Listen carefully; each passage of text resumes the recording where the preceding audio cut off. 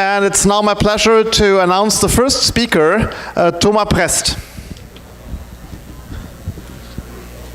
Okay. I want to sit there. Okay, thanks for the introduction. So in this talk I will present a joint work with Laurent Castelnovi, Ange Martinelli and myself, and I will talk about grafting trees, fault attack against the Sphinx framework.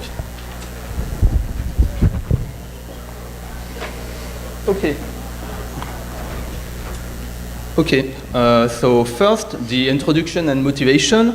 So this talk will be about hash-based signatures. So what are hash-based signatures? They are signatures based on the collision or pre-image resistance of hash functions.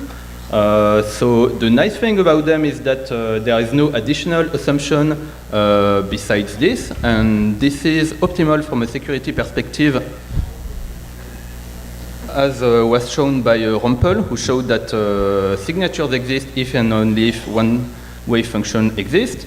And for post-quantum cryptography, this is interesting because obviously they are expected to be post-quantum, and there are indeed two proposals based on hash-based signatures. There is Gravity Sphinx, and there is a Sphinx Plus. Okay, so as black boxes, hash-based signatures are believed to be extremely secure, but the interesting question is, are they secure when deployed in the wild? And this means, do they resist to physical and implementation attacks, such that fault attacks? And for fault attacks, the short answer is no. Okay, so in this talk I will develop a bit more this answer by presenting a fault attack against the schemes of the Sphinx family. So this attack and this family encompasses the original Sphinx introduced in 2015, Sphinx Plus, and Gravity Sphinx. So now let's get to it. The outline of this talk is as follows. So first I will give a few facts about hash-based signatures. So this can be seen as a crash course of 10 minutes about hash-based signatures. Because our attack is actually simple as long as we keep in mind a few facts about hash-based signatures. Like, we only have to keep in mind 2 facts, and then we can understand our attack. Okay, so I will present hash-based signatures plus these 2 facts. Then I will present our attack, and then I will conclude with open questions and leads for future work. Okay, so the core object, the core brick of hash-based signatures are one-time signatures which are built from hash functions. So the idea is that if you use this signature once, just to sign one message, then they are secure, and if you use them more than once, then you cannot say anything anymore about them. So a toy example is as follows. So if we consider that the secret key will be 2 values S1 and S2 of 256 bits each, the public key will be a commitment of these values, because the first value S1 will be hashed n times, and this is denoted by h to the n of S1, and this will give the first half of the public key P1. Then we will do the same for S2, and this will give P2. Okay, so now if you want to sign a message M, which is in the interval 0 to n, so the signature will be sigma 1 and sigma 2, and sigma 1 is h to the m of S1, sigma 2 is h to the n minus m of S2. And to verify the signature, we will accept if and only if hash to the m minus to the n minus m of sigma 1 is equal to P1, and h to the m of sigma 2 equal P2. So a few interesting facts about this toy signature. From one signature, this proposal is existentially unforgeable, given the pre-image resistance of hash functions, and from 2 signatures, there exists a forgery for a proportion for actually all the messages between M1 and M2, if we sign M1 and M2. And so this will account for a proportion M1 minus M2 over N of the messages, more or less.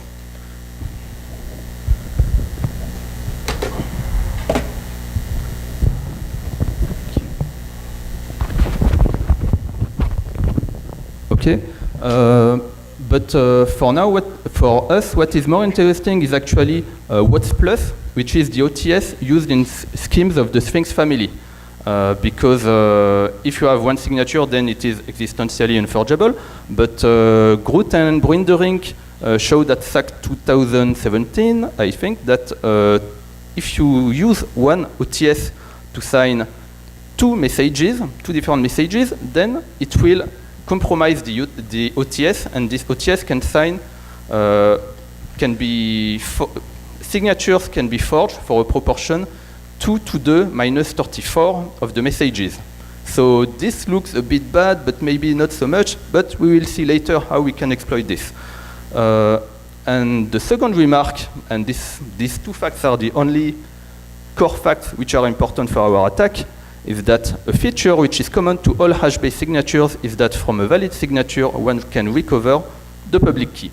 And it's actually how the verification is done. You get your signature, you do some stuff on it, and you recover a value, and if this value is different from the public key, then you reject.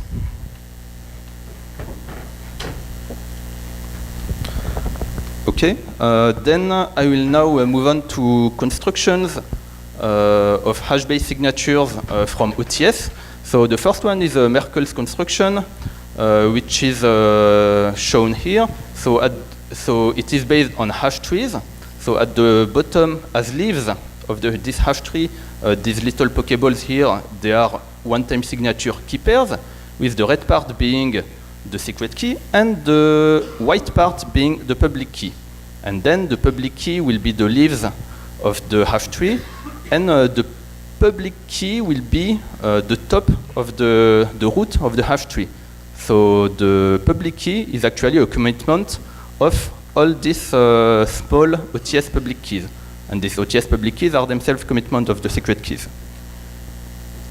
Okay, if I want to sign a message, M, then I will take an OTS randomly. Okay, maybe not randomly, but I will take an OTS, say the leftmost one. I will sign the message with it, and then I will give what is known as the authentication path. So the idea is that from this OTS signature and the authentication path, the verifier should be able to compute the public key. And why does this happen? So these blue lines, they denote, these blue diagonal lines denote all the elements which can be deduced from the signature. So from the signature at the bottom, we can recover the public key, because this is, you can recover the associated OTS public key, because this is a property which is common to all the signatures we consider here. And then once we have this, we can just find our way up this tree until we recover the public key. Okay, so now I will move on to Goldreich construction, which uses as black boxes Merkle trees. Okay, so all these triangles here are public keys, and Goldreich construction, it is a construction based on a hypertree, because indeed it is a tree where each node itself is a tree, and the OTS at the bottom of each Merkle tree will sign the Merkle trees of the layer just below. Okay, so here as a small example, the signature will be these three one-time signatures at the left, plus this authentication path, this one and this one, and then we can see that from the signature we can once again work our way up the tree until we find the root. Okay, and then the last slide of this introductory part is the Sphinx framework. So this framework is common to Sphinx, Gravity Sphinx, and Sphinx Plus, And it is essentially almost identical to Goldreich construction. The only difference here is that at the bottom layer of the Sphinx framework, instead of having one-time signatures, we add one additional layer, which will be few-time signatures, or FTS in short. But for our attack, this is the presence or not of OTS is not important. And typical parameters is that we will have 8 layers of Merkle tree. Each Merkle tree will have about 8. And then the total height will be 8 times 8, which is 64. Okay, so that's it for the introduction part, and then I will move on to presenting our attack.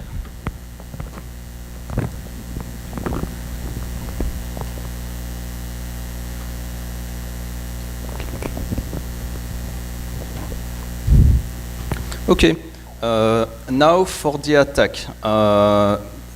Like I said before, there are only 2 facts which are important. The first one is that from a valid signature in a hash-based signature scheme, one can recover the public key. And the second fact is that for the OTS used in Sphinx, if you sign 2 different messages with one OTS, then this allows someone which witness the signatures to forge signatures for one message over 2 to the 34, as was noticed by Grootbrunderink and Hulsing. And the outline of our attack is going to be as follows. There are going to be 2 steps. So first, there will be the faulting step, where we will provoke a fault in the execution of the Sphinx, of one Sphinx signature, so that there will be one OTS which signs 2 different values. Okay? And then there will be the grafting step. And the grafting step will use the OTS which was used twice and which is compromised because he was used twice. So we will use this compromised OTS to obtain a universal forgery on the Sphinx signature, on any Sphinx signature scheme. Okay. So the first, the faulting step.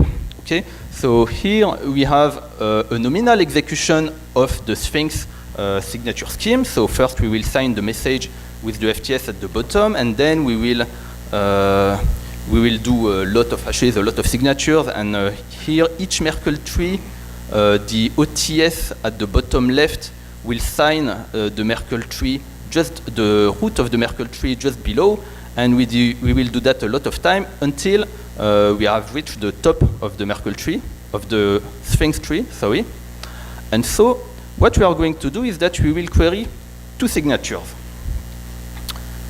for the same message. The first one will be the normal signature, where we do what I just said, and the second one will be a faulted signature. And the fault area is denoted by this orange triangle here. And so what we are going to do is that we will target the Merkle tree just below the top. And more precisely, during the reconstruction phase of this Merkle tree, we may fault any computation which is below the authentication path. So the authentication path here are the 2 values in blue, and we may fault any computation below these values. Okay, so now what is the difference between the regular signature and the faulted signature?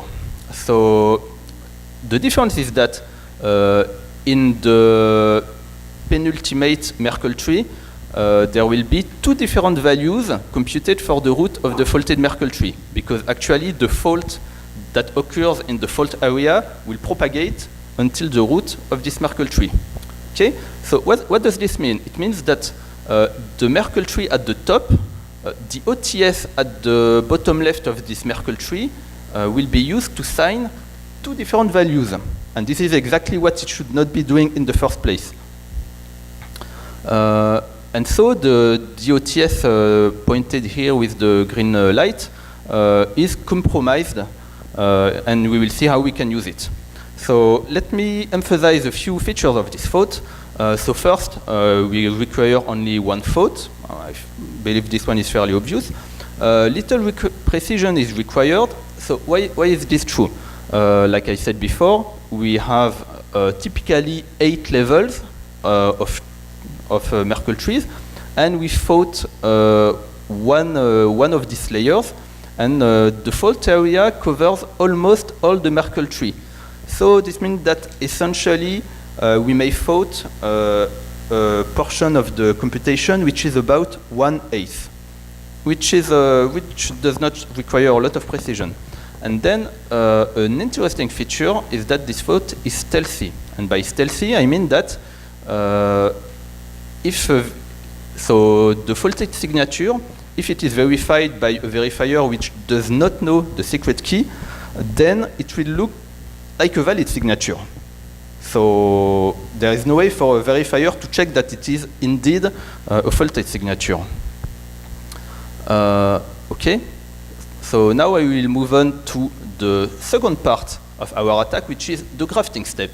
So in the step before, we compromised the OTS pointed here in green, and the goal of the attacker in the second part is to sign his own tree with a compromised OTS. So what we are going to do is that all the trees below the top tree, we will discard them, and we will compute, the attacker will compute his own tree, which he controls completely. So since the attacker controls this tree completely, it means that he can sign any message with this. But of course, there is one missing step, is that this tree, it should be, this subtree, it should be authenticated by the top Merkle tree, because the public key of the Sphinx signature schemes, it's the root of this Merkle tree. So we need to, so there is the missing link, which is the arrow which I showed just here. So how can we graft our tree onto the normal tree? So there are a few approaches that we can do. The naive approach is to generate a lot of these trees until we find one which can be signed by this compromised OTS. And like I said before, the compromised OTS can sign one message over 2 to the 34th. So we may generate this tree up to 2 to the 34 times, and this incurs a computation cost of 2 to the 34 times the time to generate a tree. But we can do better, and indeed, why can we do better? The only thing which needs to be signed by the compromised OTS is the top of the penultimate Merkle tree. So we can just change the top of the authentication path of the penultimate Merkle tree a lot of times, which will in turn modify the root of this Merkle tree until the root has a suitable value. Okay, and this will incur time only 2 to the 34 plus the time to generate a tree.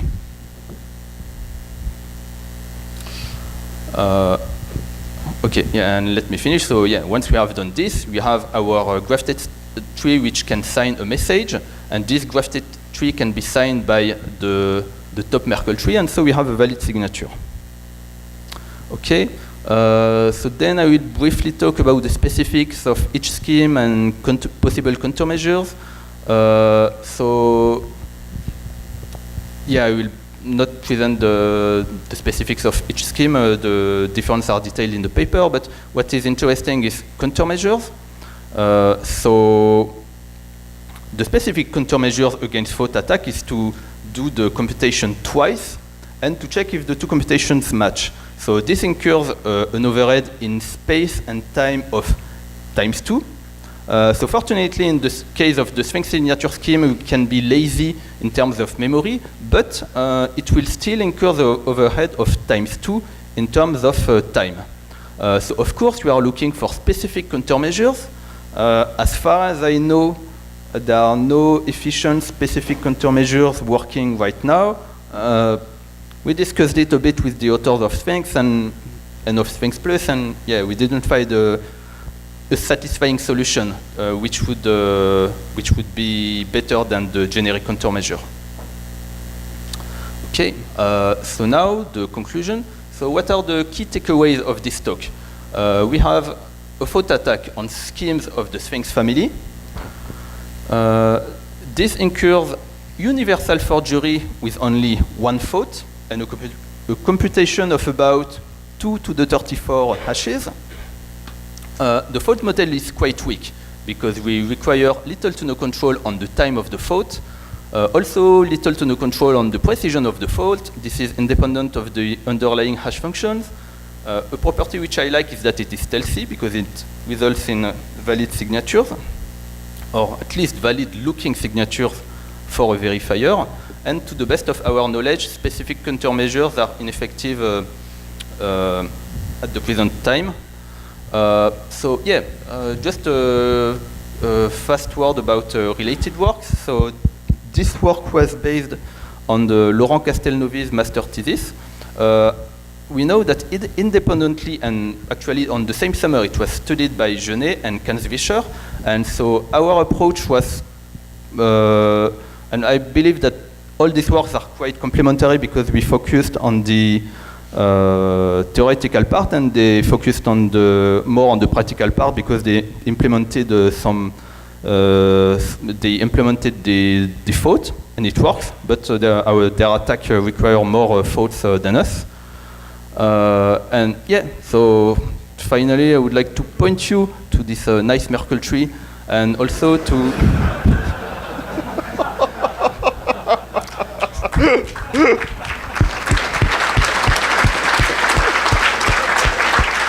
thank you.